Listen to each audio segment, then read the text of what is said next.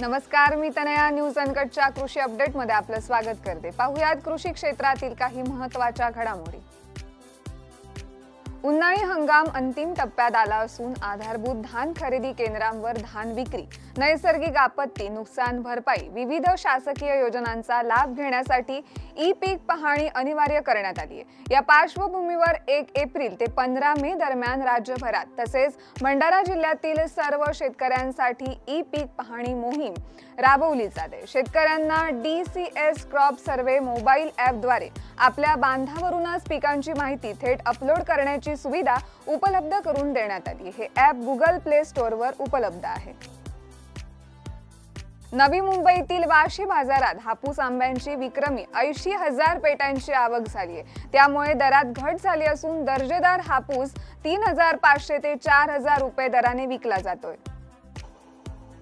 राज्यातील जिल्हा परिषद कृषी अधिकाऱ्यांना राज्य कृषी विभागात समाविष्ट करण्याच्या निर्णयाला जोरदार विरोध होत असून विविध कृषी संघटनांनी याबाबत सरकारकडे तीव्र नाराजी व्यक्त केली आहे.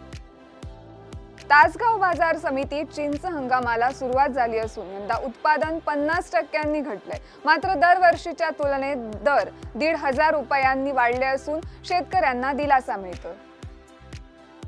कृषी विभागाच्या सेवांना गती देण्यासाठी 8 अभ्यास गटांकडून अभ्यास आराखडे सादर केले आहेत. या अभ्यास गटांतील काही उपयुक्त मुद्द्यांचा समावेश राज्याच्या विस्तार धोरणामध्ये होण्याची शक्यता आहे, असे सूत्रांचे म्हणणे आहे. खानदेशातील नंदुरबार, धुळे आणि जळगाव जिल्ह्यात पपईच्या उत्पादनाला फटका बसलाय. कमी बाजारभाव, उष्णतेचा परिणाम आणि रोगराईमुळे शेतकऱ्यांनी 3,000 हेक्टरवरील पपई पीक काढून टाकले आहे.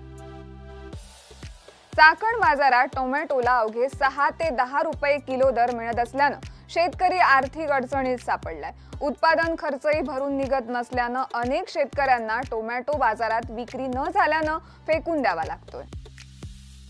अहिल्यानगर जिल्ह्यातून यंदा गतवर्षीपेक्षा डाळिंबाची निर्यात वाढण्याचा अंदाज आहे. गतवर्षी 32,646 टन निर्यातक्षम डाळिंबाचे 1,632 हेक्टर क्षेत्रावर उत्पादन झाले होते. यंदा हा आकडा 2,371 हेक्टरवरून 43,000 टनांवर गेलाय. या बातमीसह वेळ झाली आहे कृषी अपडेटमध्ये. इथेच थांबायची. तोपर्यंत पाहत राहा न्यूज अनकट.